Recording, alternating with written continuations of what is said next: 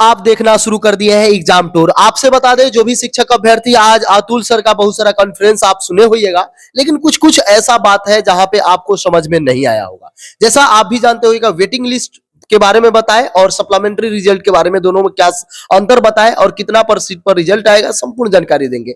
एक दो और बात है, बहुत सारा चीज उसमें से जो निकल के मेन क्रीम जिसको बोलते हैं, उस पर चर्चा करेंगे। क्या क्या महत्वपूर्ण बात है, जो एग्जाम दे चुके हैं उनको भी देखना चाहिए और जो देने वाले हैं उनको भी देखना चाहिए।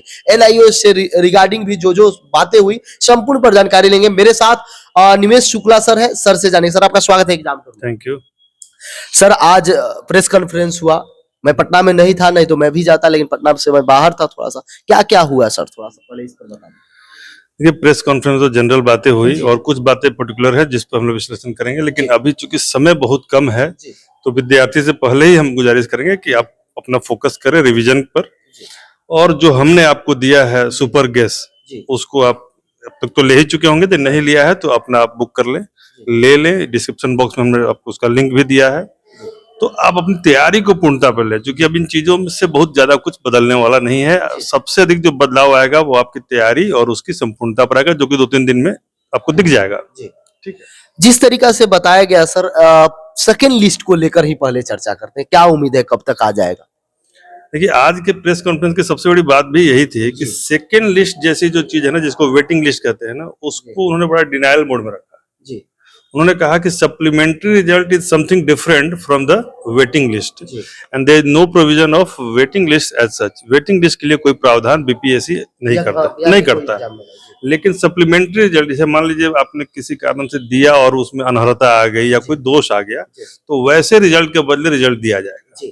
वो 5,000 हो या 50,000 हो, मतलब वो दिया जाएगा, जो कि अभी 4700 के आसपास, तो वो दिया जाएगा। लेकिन उसके टाइमिंग को लेकर उन्होंने कहा कि हम 1 दिन नहीं दे सकते हैं, 2 दिन नहीं दे सकते हैं, 7 दिन नहीं दे सकते हैं, और चाहे तो टीआरई 2 के साथ भी दे सकते हैं। उन्होंने एक प्रस्ताव के तौर पर रखा आज के प्रेस कॉन्फ्रेंस में कि आप लोग यदि सुझाएंगे तो हम चाहते हैं, उनकी मंशा, हमें तो जैसा मैंने प्रेस कॉन्फ्रेंस देखा, उनकी मंशा रही कि टीआरई 2 के साथ ही दे दें। उसका उन्होंने फायदा भी गिनाया। फायदा यह है कि भाई सारा हमको पता होगा कि कितना खाली है, इकट्ठे दे देंगे, ठीक है।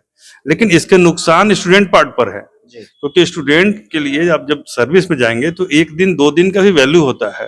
यदि आप 1 दिन किसी से सीनियर है तो लोग कहता है वो हमारा सीनियर है, 1 दिन जूनियर है तो कहता है जूनियर है। यहाँ तो बात महीनों की है, तो इसलिए यह थोड़ा सा विषय जो है अभी भी विश्लेषण की मांग करता है। सर, जिस तरीका से कुछ सावधानी बताए कि जो विद्यार्थी एग्जाम देने वाले हैं इस बार कड़ाई से जांच होगा, उसमें क्या क्या बताया? उन्होंने कहा कि हमारे इक्विपमेंट्स इस बार बहुत आधुनिकतम है। बायोमेट्रिक की बात की, कदाचार मुक्त परीक्षा, पीपीएससी तो साधुवाद का पात्र है कि पिछली बार भी कदाचार मुक्त कराया और इसीलिए अच्छे योग्य कैंडिडेट चुन के भी आए, तो इस बार वो और बेहतर लेवल पे होगा। और खास करके उन्होंने हिदायत दी कि ओएमआर सीट को भरने में पिछली बार इतनी हिदायत के बावजूद भी गलती हो गई थी। कई लोग रोल नंबर में 0 1 छोड़ दिए इस तब तक, तो रोल नंबर ठीक से भरना, या जितने खानों में जो भरना है, जो एक्सपेक्टेड है, उसको पहले आप रफ पे प्रैक्टिस कर लीजिए और वहां जाके एक एक चीज सही भर दीजिए। सर, ये दूसरी बात उन्होंने कहा कि हमारे स्कैनर बड़े तगड़े हैं इस बार, तो ओएमआर सीट पर कहीं गलती से कोई डॉट फॉट नहीं लगना चाहिए गलत जगह पे, वो सब स्कैन हो जाएगा।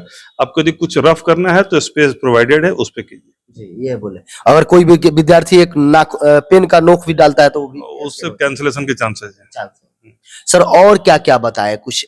देखिए, एक जो बात उन्होंने बता ही दिया कि जो वेटिंग लिस्ट और सप्लीमेंट्री का, दूसरा उन्होंने कहा वो एनआईओएस, जो कि बहुत ही हॉट टॉपिक है कि क्या है, तो उन्होंने ये बताया बड़ा स्पष्ट, बहुत अच्छी बात है, सबको देखना भी चाहिए था कि एनआईओएस की जरूरत क्यों पड़ी।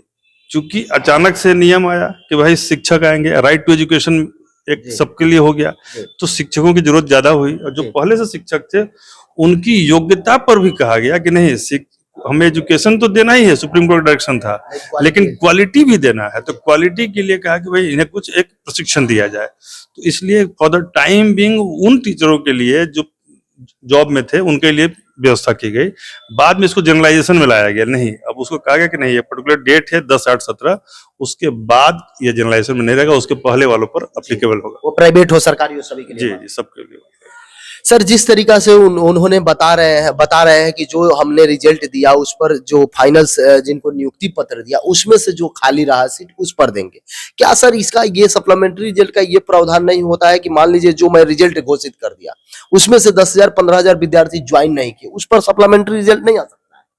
नियम तो आना चाहिए, जी। क्योंकि क्या है कि यहाँ पर तो बहुत अच्छी बात है कि आपके पास सीटें भी हैं और आपके पास योग्य कैंडिडेट भी हैं।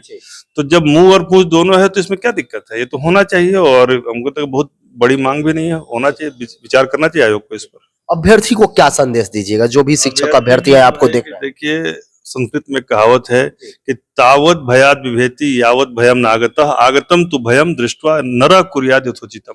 अब तो सामने परीक्षा है, आप यथोचित कीजिए, आप परीक्षा की तैयारी को पूर्णता पे लाइए, रिवीजन को बार बार कीजिए और जो अंतिम समय में हमने आपको गेस्ट दिया है उसको बार बार पढ़िए। ईश्वर करेंगे तो सफल होइएगा निश्चित तौर पर। सर समय देने के लिए बहुत बहुत धन्यवाद। धन्यवाद आपका भी।